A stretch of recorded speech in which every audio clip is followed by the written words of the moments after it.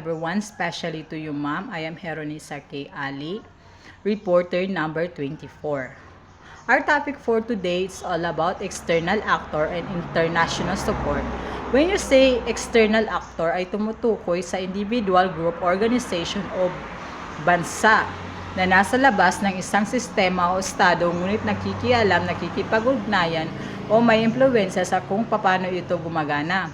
Sa larangan ng international relations ng mga external actor ay maaaring ibang mga bansa, intergovernmental organization, halimbawa United Nations, non-governmental organization or NGOs, multinational companies. National support ay tumutukoy sa tulong politikal, militar o pangkaunlaran na ibinibigay ng ibang bansa o organisasyon sa isang estado o layunin.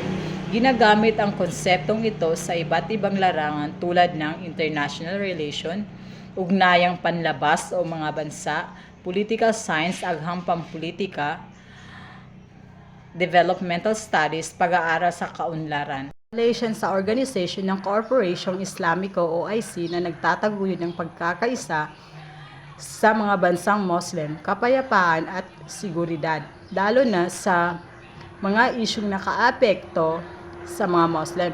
Ito ay nag-host ng mga mahalagang kaganapan ng OIC tulad ng ika-10 sesyon sa Putrajaya noong 2003 at nagsusulong ng revitalisasyon sa pamamagitan ng aktibong diplomasya at pagpapagitna sa mga pagkakaiba sa loob ng group.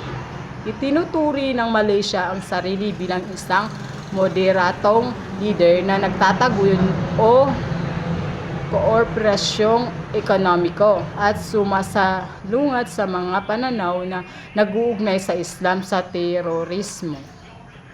Government organizations o NGOs o mga organisasyong hindi bahagi ng gobyerno sa Malaysia, lalo na yung mga nakatuon sa tulong pangkalakalayan at mga isyung may kinalaman sa Islam, ay tumutulong sa mga programa ng gobyerno sa pamamagitan ng pagbibigay ng suporta mula sa mga grassroots o lokal na komunidad, mga programang konektado sa OIC, Organization of Islamic Cooperation, at UNDP, United Nations Development Program.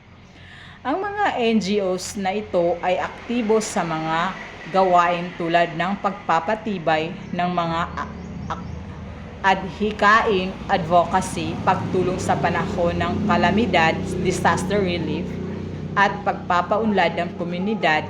Mataas silang nakikipagtulungan sa mga international na organisasyon upang palakasin ang boses ng mga Muslim tungkol sa mga karapatan ng mga minorya at mga isyung pang-ekonomiya.